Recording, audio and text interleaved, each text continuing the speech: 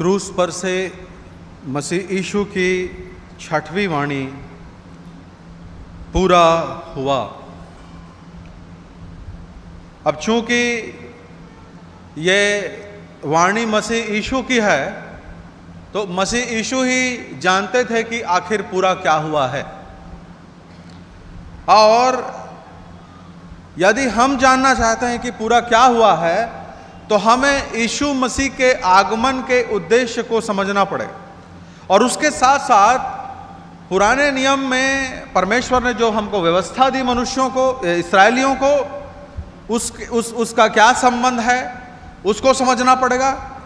हमको इस बात को समझना पड़ेगा कि आखिर यीशु मसीह को जगत में आने की क्या ज़रूरत पड़ी, तब हम समझ पाएंगे कि आखिर पूरा क्या हुआ था। प्रभु यीशु मसीह परमेश्वर की उद्धार की योजना को पूरी करने के लिए आए थे। प्रियो, बार बार ये शब्द, उद्धार जो शब्द है, बार बार सामने आ रहा है। मुझे मालूम नहीं कि आखिर परमेश्वर की क्या इच्छा है इसके द्वारा, परंतु यहाँ पर बार बार उद्धार या उद्धार की आवश्यकता या पाप क्षमा की जो बात है वो बार बार उभर कर सामने आ रही है। और यदि हम परमेश्वर के वचन में जाके अदन की वाटिका में हुए परमेश्वर और मनुष्य के बीच के जो अलगाव है उस घटना को देखेंगे तो हम याद करेंगे कि जब परमेश्वर ने उनको देखा कि इनको पता चल गया है कि ये नग्न हैं, और परमेश्वर ने जब वो पत्ती पहने हुए थे, पेड़ के पत्ते लपेटे हुए थे, तो परमेश्वर ने उनको बलि पशु का चमड़ा पहनाया। ये इस बात की ओर संकेत करता है कि परमेश्वर बलिदान के द्वारा ढांपता है। अब बाद में थोड़ा और आगे जाके देखेंगे कि परमेश्वर के वचन में ढांपे जाने का वर्णन किस संदर्भ में आता है, उसका मतलब क्या है। ढांपा जाना जो है वो बहुत गहरे अर्थ में इस्तेमाल किया गया है। विशेष करके पुराने नियम में परमेश्वर ने बलि पशु के चमड़े के द्वारा उनकी नग्नता को दूर किया। मनुष्य ने पाप खुद किया, परंतु पाप के छुटकारे का जो अरेंजमेंट है वो परमेश्वर ने किया, क्योंकि मनुष्य जो है वो अपना उद्धार स्वयं नहीं कर सकता। This is our limitation. ये मनुष्य का लिमिटेशन है कि मनुष्य अपना उद्धार स्वयं नहीं कर सकता, चाहे वो जो कुछ कर रहे।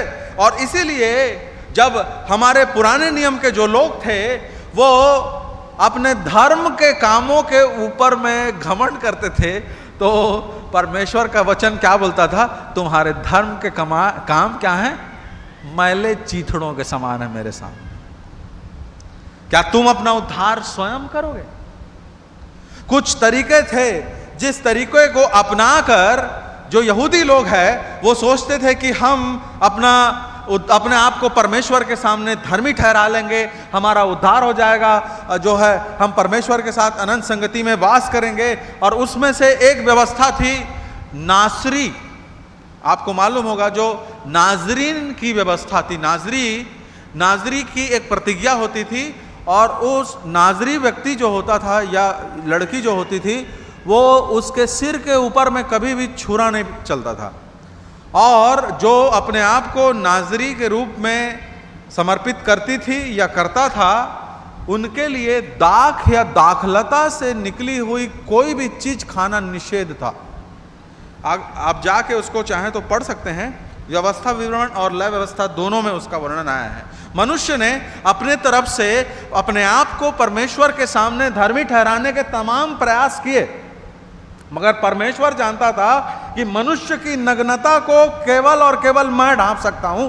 मनुष्य अपने आप को जितना ढांपना चाहेगा वो उतना ही और नग्न होते जाएगा।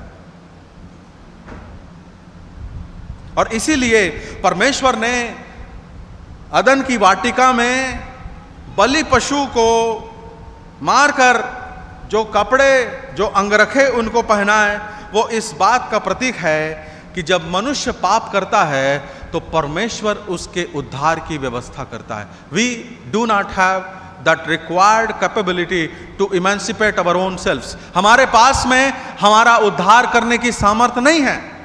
तो अब क्या किया जाए? परमेश्वर ही जो पूर्ण रूप से निष्पाप है, जिसमें पाप का कोई अंश नहीं है, केवल वही जो है उत्तम बलिदान ठहर सकता है। मनुष्य या मनुष्यों के बीच में ऐसा कोई बलिदान नहीं मौजूद नहीं है, क्योंकि सबने पाप किया है और मृत्यु के अधीन हैं। सबने पाप किया है और वो परमेश्वर के दंड के अधीन हैं। तो हम किसी भी मनुष्य को, किसी भी प्राणी को बलिदान करने के द्वारा उद्धार की अपेक्षा नहीं कर सकते थे, परंतु ईश्वर मरे यह भी संभव नहीं है। God can not die. मनुष्य अपना उद्धार नहीं कर सकता और परमेश्वर मर नहीं सकता।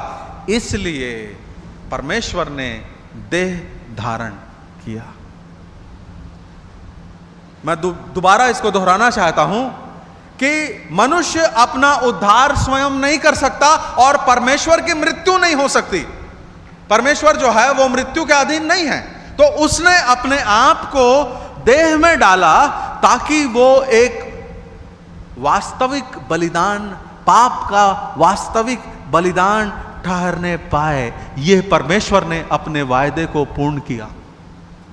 उस समय उसने हमारे आदि माता पिता आदम को और हवा को उनके पाप से छुड़ाया, और आज उसने अपने पुत्र प्रभु यीशु मसीह को हमारे बीच में बलिदान रूपी मेमने के द्वारा देह धारण करके भेजकर जो वास्तविक बलिदान चाहिए था। जैसा कि मैंने पहले बोला कि पाप से भरा हुआ कोई व्यक्ति अपना उद्धार स्वयं नहीं कर सकता, या कोई भी दूसरा व्यक्ति मनुष्य के सामने बलिदान, मनुष्य के लिए बलिदान नहीं हो सकता। इसलिए परमेश्वर ने देह धारण करके अपने आप को बलिदान होने के लिए उपलब्ध किया।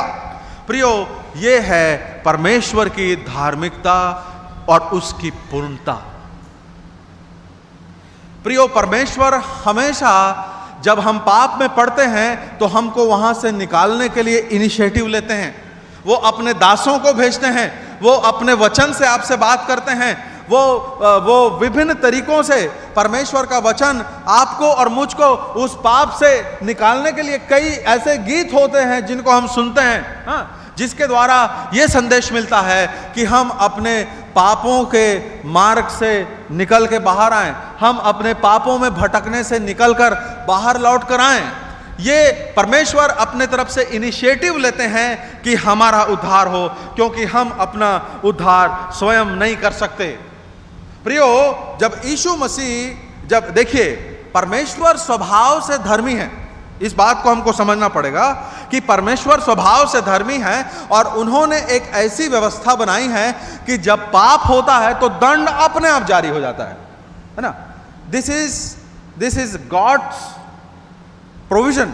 परमेश्वर ने एक ऐसी व्यवस्था बनाई है जिसमें जो व्यक्ति जितना जल्दी पाप करता है उतना जल्दी दंडाज्ञा के अधीन आ जाता है। This is a natural system God has created. पर वो मनुष्य से इतना प्यार करता है कि वो उसको दंड देने के बाद पछताता है, उसको पीड़ा होती है।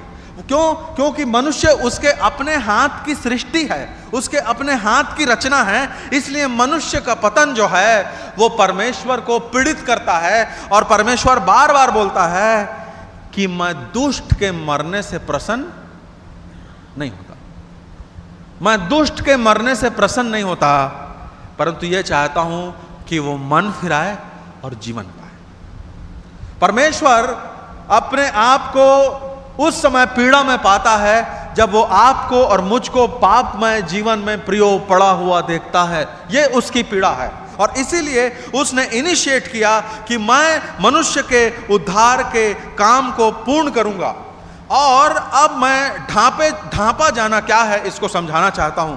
देखिए, जब आदम और हवा की नग्नता को बलि पशु के द्वारा परमेश्वर ने ढांका, तो यह बात तय हो गई कि परमेश्वर जो है पापी को नष्ट नहीं करेगा, है ना।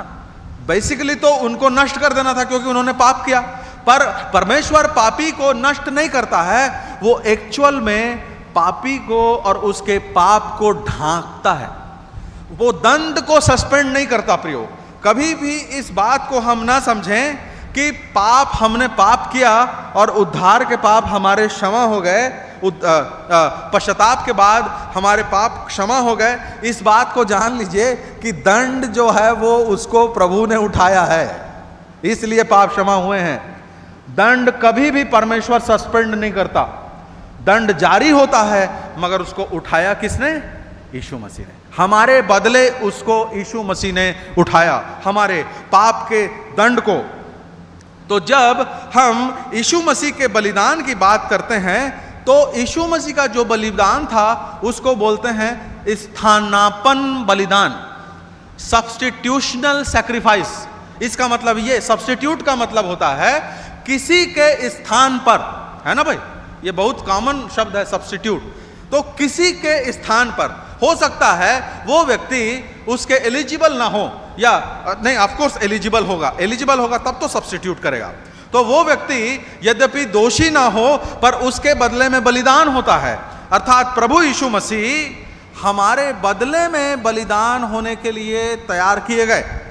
और जब परमेश्वर का दंड जारी होता है और परमेश्वर जो है वो हमारे पापों को देखते हैं, हाँ, परमेश्वर हमारे पापों को देखते हैं और उस पाप को और उस पापी को अर्थात हमको दंडित करने के लिए पापों के अनुसार जो दंड मिलना चाहिए वो उस दंडाज्ञा को जब जारी करते हैं तो उस समय यीशु का जो लहू है वो हमको कवर करता है। समझ रहे हैं? उसको आप टेक्निकली समझने की कोशिश कीजिए। जैसे मान लीजिए ये कलम है, ये हम हैं, ठीक है, ये कलम को मान लीजिए आप हैं और ये पाप की अवस्था है और परमेश्वर की दंडाज्ञा जारी हो गई है, मगर यीशु मसीह अपने बलिदान के द्वारा ऐसे करके अपने लहू से हमको ढांक लेते हैं और जो दंड आता है वो इसके ऊपर में आता है। आना किसके ऊपर चाहिए था? हमारे ऊपर में, इसको दंड मिलना चाहिए था, मगर इस दंड किसको मिलता है? जिसने इसको अपनी सुरक्षा में क्या कर लिया है? कवर कर लिया है। यीशु मसीह का जो बलिदान है प्रियो, वो स्थानापन्न बलिदान है। मतलब ये कि जिस चीज का दंड हमको मिलना चाहिए था उसने उस दंड को अपने ऊपर लिया है। इसलिए जब आप पापों की क्षमा की बात करते हैं तो हल्की बात ना जाने, इस बात को जाने कि उसके लिए यीशु मसीह ने दंड उठाया है, उसके लिए यीशु मसीह ने पीड़ा उठाई है, उसके लिए उसने अपने पिता से सेपरेशन को महसूस किया है, सेपरेशन की पीड़ा को महसूस किया है। और यहां पर प्रियो एक विशेष बात सामने आती है। प्रभु यीशु मसीह में होकर परमेश्वर ने मेल मिलाप हमसे किया। दूसरा कुरिन्थियों 5:17, दूसरा कुरिन्थियों 5:17 बहुत सुंदर बात लिखी है और इसमें उद्धार का पूरा इतिहास छुपा हुआ है। यहां पर लिखा है, ये सब बातें परमेश्वर की ओर से हैं, इनिशिएटेड बाय गॉड। ये सब बातें परमेश्वर की ओर से हैं जिसने मसीह के द्वारा अपने साथ हमारा मेल मिलाप कर लिया और मेल मिलाप की सेवा हमें सौंप दी है। प्रियो, ये मेल मिलाप कर लिया, यहां पर यह पद समाप्त नहीं हुआ है, ध्यान से देखिएगा, ठीक है। उसने मसीह के द्वारा अपने साथ हमारा मेल मिलाप कर लिया। It was an absolute initiative of God, मतलब इसमें मनुष्य का कोई इनिशिएटिव नहीं है। उद्धार के काम में पूरा का पूरा इनिशिएटिव परमेश्वर का है, क्योंकि उसने, और इसके क्रम को देखिए, जिसने मसीह के द्वारा अपने साथ हमारा मेल मिलाप कर लिया। अपने साथ हमारा मेल मिलाप कर लिया मतलब हमको भी प्रेरित किया मेल मिलाप करने के लिए, और मेल मिलाप की सेवा हमें सौंप दी है। ये वचन, मेल मिलाप करने का जो वचन है वो इस लाइन के बिना पूरा नहीं होगा प्रियो। हमको मेल मिलाप की सेवा सौंपी गई है। परमेश्वर ने मनुष्य को जब गंवाया, मतलब मनुष्य जब पाप में पड़ा और परमेश्वर की संगति से अलग हुआ, तो जो पीड़ा परमेश्वर को हुई वो क्रूस पर उसने प्रकट की। जो यीशु मसीह की उठाई पीड़ा है वो परमेश्वर की उस पीड़ा की अभिव्यक्ति है जो मनुष्य के भटकने के द्वारा उसने अपने अंदर में महसूस किया था, और इसलिए उसने मेल मिलाप किया और अब मेल मिलाप की सेवा हमें सौंप दी है प्रियो। मगर हम में से कितने लोग मेल मिलाप में लगे हुए हैं? मैं अपने बीजीसीएमसी की कलीसिया के लिए बहुत इस पीड़ा को महसूस करता हूं कि हमने मेल मिलाप की सेवा बंद कर दी है। अब हम केवल रविवार के दिन आराधना करने आते हैं और उसके बाद अपने घर चले जाते हैं, मगर पाप में और खोए हुए मनुष्यों का परमेश्वर से मेल मिलाप करने का प्रयास हमने बंद कर दिया है। कई मेरे मित्र हैं, वो मेरे को बोलते हैं, सीएनआई चर्च में काम करते हैं, और वो बोलते हैं कभी कभी उनको मालूम चलता है कि मैं सताए हुए लोगों की सेवा करता हूँ, तो वो बोलते हैं अरे यार तुम कहाँ सेवा करने जाते हो, उनके पास तो बिल्डिंग भी नहीं होती, सिस्टम भी नहीं होता, चर्च भी नहीं होता। तो मैं बोलता हूँ यार तुम्हारी डिग्री पे, मतलब तुम्हारी बीटीएच की डिग्री पानी में गई है। तुम्हें ये मालूम नहीं है क्या कि आरंभिक कलीसिया जो है वो छोटे छोटे झुंडों में मिलती थी, बिल्डिंग नहीं थी उसके पास। परमेश्वर को बिल्डिंग से नहीं, बिल्डिंग के अंदर बैठे हुए लोगों से मतलब है, और वो चाहता है कि लोग जाएं और उन लोगों का मेल मिलाप परमेश्वर से कराएं जो परमेश्वर से दूर हैं। परमेश्वर ने अपनी तरफ से होके हमारा मेल मिलाप अपने साथ कर लिया और मेल मिलाप की सेवा हमें सौंप दी है प्रियो। हमें का मतलब हम में से हर एक व्यक्ति उस खोए हुए लोगों का परमेश्वर से मेल मिलाप कराने के लिए बाध्य है। और यदि हम अपनी बाध्यता को पूरा नहीं कर रहे हैं तो दूसरों को परमेश्वर के उद्धार से वंचित कर रहे हैं। आइए हम मेल मिलाप की सेवा को और मजबूती से करें।